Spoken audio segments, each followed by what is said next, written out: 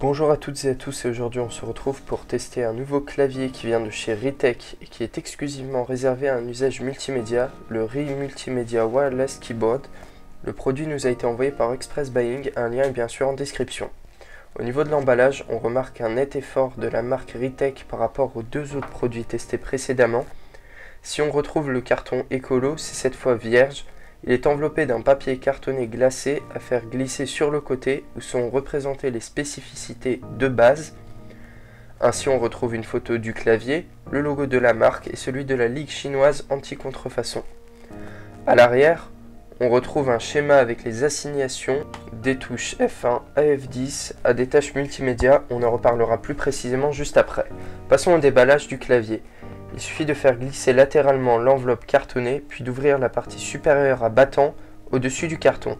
Dans la boîte, on retrouve tout d'abord une fiche de remerciement de la marque, une notice à rabat de 6 pages recto verso, un guide d'utilisation rapide avec quelques questions récurrentes et leurs réponses, un câble d'extension USB mâle-femelle de 40 cm et bien évidemment le clavier dans un sachet en plastique mat.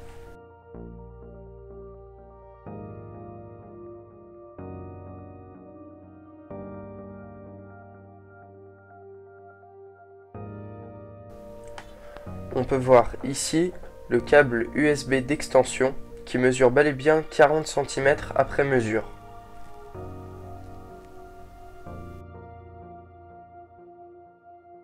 Le clavier est très élégant avec un effet d'aluminium brossé noir.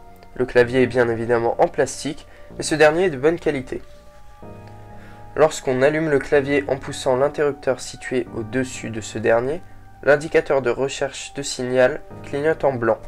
Pour établir une connexion, il faut tout d'abord détacher l'onglet USB de type nano, situé sous le cache placé derrière le clavier. Il y a aussi le câble USB permettant de recharger le clavier, donc il ne permet pas de passer les données. Ensuite, on branche le récepteur sur un ordinateur et la connexion par onde radio 2,4 GHz s'effectue. Les touches à membrane sont fines et basses, mais permettent un rebond précis et assez ferme. La frappe est donc assez agréable, même pour les utilisateurs à grandes mains. En ce qui concerne le pad tactile, il est assez précis. Un clic droit sur la partie droite et un clic gauche sur la partie gauche sont de la partie. Fonctionnalité intéressante, la molette est remplacée par une fonction de défilement réalisable en apposant deux doigts et en le faisant glisser vers le haut ou le bas. Autre point positif, les fonctionnalités multimédia.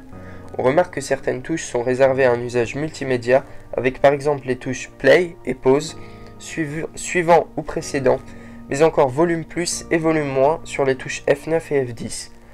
On appréciera aussi la touche F5 qui désactivera ou activera le pad tactile, ce qui est pratique pour éviter un contact qui gâchera la vue lors du visionnage d'un film. Le clavier est compatible avec les différentes versions de Windows, Linux, OS X, les différentes box télévision, les Smart TV et les Android Box. Enfin, le temps de rechargement est de 3 heures et permet une utilisation d'environ 8 à 10 heures en intensif. En conclusion, ce clavier est tout aussi élégant que performant. S'il n'est pas adapté aux joueurs, les amateurs de vidéos et de films seront conquis par ce clavier coûtant une trentaine d'euros. Si cette vidéo vous a plu, n'hésitez pas à la liker, à la partager et à vous abonner si ça n'est pas déjà fait. Bye!